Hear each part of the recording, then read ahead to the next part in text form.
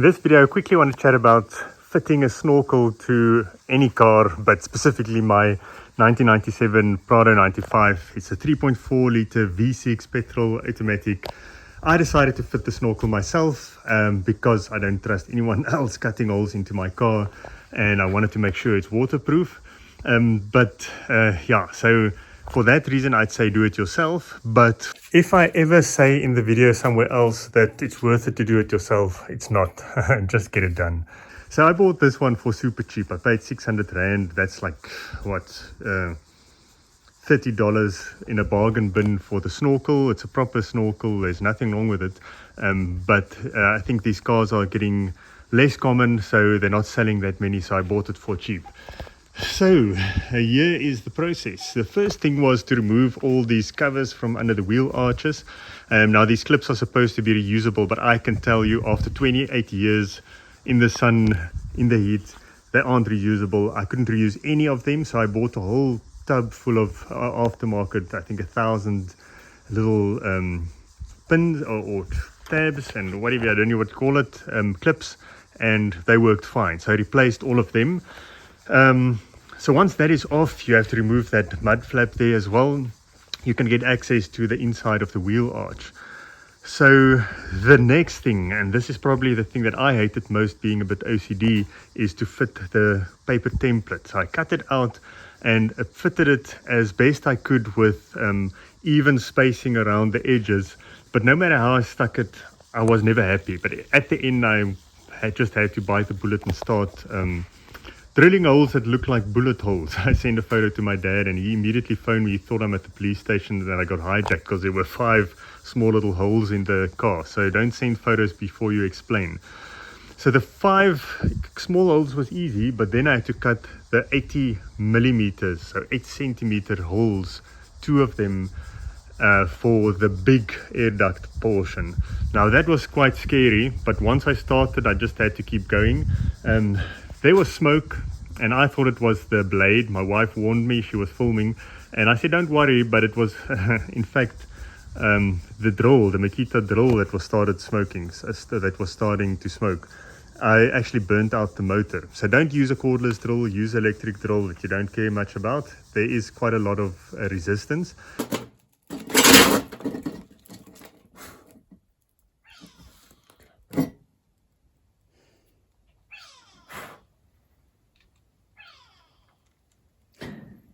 Correct.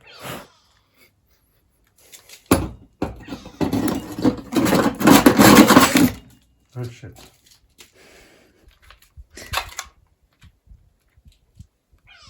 Stinkend.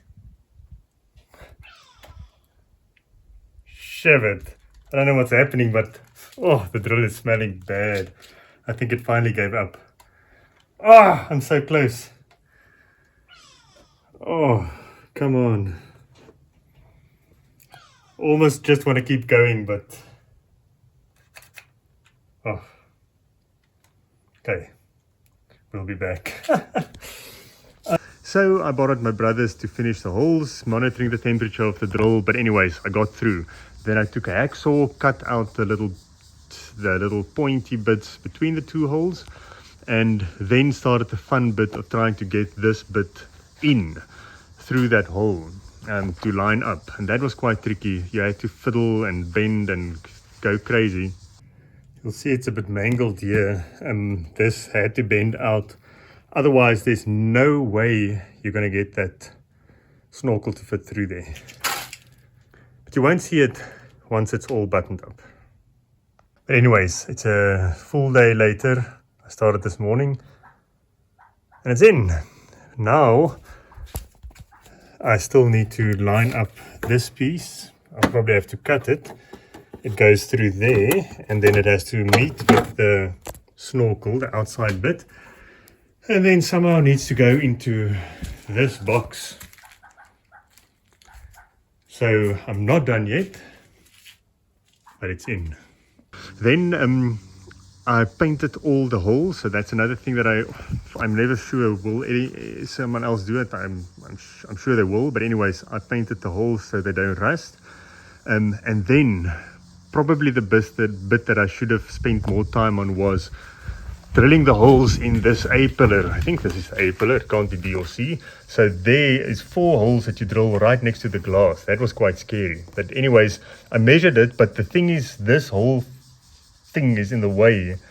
I mean, when you put the bracket there, you can't see with the snorkel in place. And without the snorkel in place, you don't know if you're in the right spot. So that was quite a mission. And at some point, I got a bit of in a rush and I just drilled the holes and hoped for the best. Anyway, so I got everything in, fitted the snorkel underneath there into the airbox. Obviously, I have to remove the airbox before you do that, clean everything out. And then line it up. And one of the bolts went through easy, but the others 2 didn't line up. And then started a process of about an hour with the Leatherman. That's the only file I had that was fitted into this bracket, the hole in the bracket. That's what I had to file. And I filed for an hour so to increase the hole so that this one lined up as well. So there's no way this is not going to move at all, but I left out the other one. So that was just from not measuring 100 times. I did measure 3 times. And then I realized there's no way to actually measure it with the snorkel in place. So anyways, in the end, it wasn't actually that bad a job. I put this job off for months or weeks at least because I was worried it's going to be too difficult. But then one day, I just took my time. I would do a little bit, then take a break, do a little bit, take a break. And at the end of the afternoon, the whole thing was fitted. So it's not that difficult a job, but if you're in a rush, you're going to mess up the job. So don't do this if you're in a rush. If you start swearing, just stop and go drink a beer, sit in the aircon inside, and then come out again and continue. So this took me the whole day, but if you rush, you could do it in probably an hour or 2, but you're going to stuff it up because you're going to start swearing and doing stuff wrong. Anyways, I think it looks awesome. And yeah, please let me know if you've ever drilled big holes in your car. It was pretty scary. Cheers.